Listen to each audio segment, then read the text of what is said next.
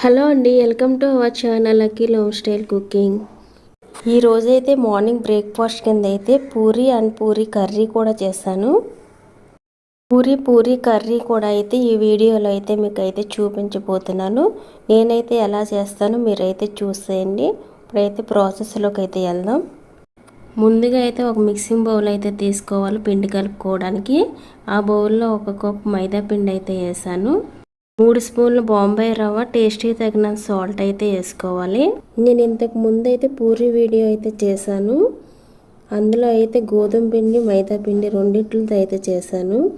ఇప్పుడు చేసేదైతే ఓన్లీ మైదా పిండితోనే చేస్తున్నాను. ఇప్పుడు సాల్ట్ వేసిన తర్వాత అయితే ఒకసారి మిక్స్ అయ్యేలా కలిపేసుకోవాలి. ఈ రవ్వ సాల్ట్ పిండి కూడాని అలాగే కలుపుకున్న తర్వాత కొద్దిగా వాటర్ అయితే యాడ్ చేసుకుంటూ పిండిని అయితే కలుపుకోవాలి. ఈ విధంగా అయితే సాఫ్ట్గా పిండి అయితే కలిపేసుకోవాలి. ఇప్పుడైతే కొద్దిగా ఆయిల్ అయితే పోస్తున్నాను. ఆయిల్ పోసిన తర్వాత అట్లా ఒకసారి అయితే కలిపేసుకుని మూత పెట్టేసి అయితే ఒక పావు గంట సేపు అయితే పక్కన పెట్టేస్తాం. ఈ లోపల పూరీ కర్రీ అయితే చేస్తున్నాను. 2 మీడియం సైజ్ బంగాళదుంపలను అయితే తీసుకున్నాను. ఈ బంగాళదుంపలను అయితే ఉడకబెట్టేసుకోవాలి. ఉడకబెట్టిన తర్వాత పై తొక్క అయితే తీసేసి మ్యాష్ చేసేసుకోవాలి. నేనైతే ఈ బంగాళదుంపలు ఉడకబెట్టడం మ్యాష్ చేయడం అయితే చూపించట్లేదు. ఈ వీడియో లెంత్ అయితే పెరిగిపోతుందని మ్యాష్ చేసి పెట్టిన తర్వాత అయితే చూపిస్తాను. ఇప్పుడైతే స్టవ్ ఆన్ చేసి ఒక కళాయి అయితే పెట్టాను. కర్రీ చేసుకోవడానికి 2 స్పూన్ల ఆయిల్ అయితే పోసాను. ఈ ఆయిల్ కొద్దిగా వీటెక్కిన తర్వాత 1 స్పూన్ తాలింపు దినుసులు అయితే వేసుకోవాలి. పచ్చెనపప్పు, ఆవాలు, మినపప్పు అయితే వేసాను. కొద్దిగా ఉల్లిపాయ ముక్కలు అయితే వేస్తున్నాను. సన్నగా తరిగి పెట్టిన ఉల్లిపాయ ముక్కలు, 1 ఉల్లిపాయ, 2 పచ్చిమిర్చి అయితే కొద్దిగా అల్లం ముక్క ఇలా సన్నగా తరిగి అయితే ముందుగానే పెట్టుకున్నాను. ఈ ఉల్లిపాయలు కొద్దిగా మగ్గిన తర్వాత పచ్చిమిర్చిని అయితే వేస్తున్నాను. అలాగే తరిగి పెట్టిన అల్లం కూడా వేసుకోవాలి. ఇప్పుడైతే ఒక ఎండుమిర్చిని అయితే తుంచి అయితే వేసాను. ఇవైతే కొద్దిసేపు మళ్ళీ ఫ్రై అవనివ్వాలి. తర్వాత కరివేపాకు అయితే వేస్తున్నాను.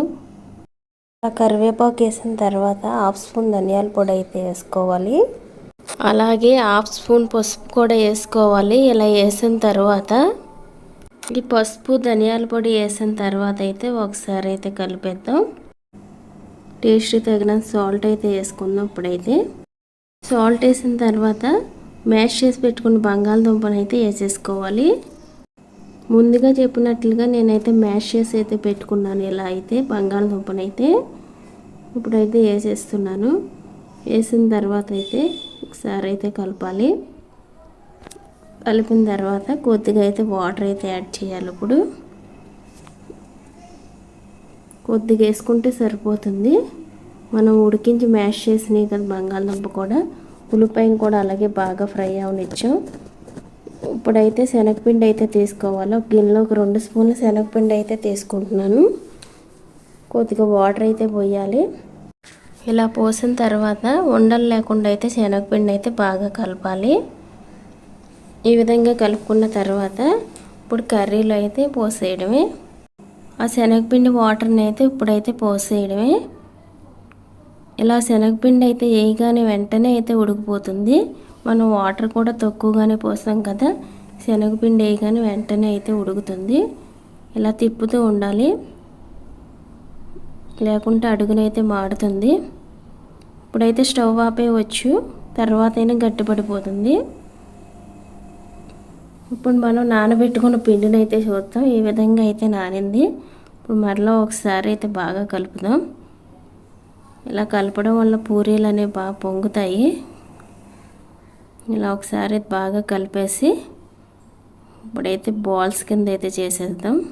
పూరీలు అయితే చిన్నగానే చేస్తారు కాబట్టి బాల్స్ అయితే చిన్నగా అయితే చేసేద్దాం. ఇలా చేస్తే సరిపోతాయి. ఈ విధంగా పిండి అంతటిని అయితే చేసేసుకోవడమే. ఇలా అయితే మొత్తం పిండి అంతటిని బాల్స్ కింద అయితే చేసేసాను. ఇప్పుడైతే పూరీలు అయితే చేసేసుకోవడమే. మేమైతే ఫ్లోర్ మీద అయితే చేస్తున్నాం, క్లీన్ చేసుకుని అయితే.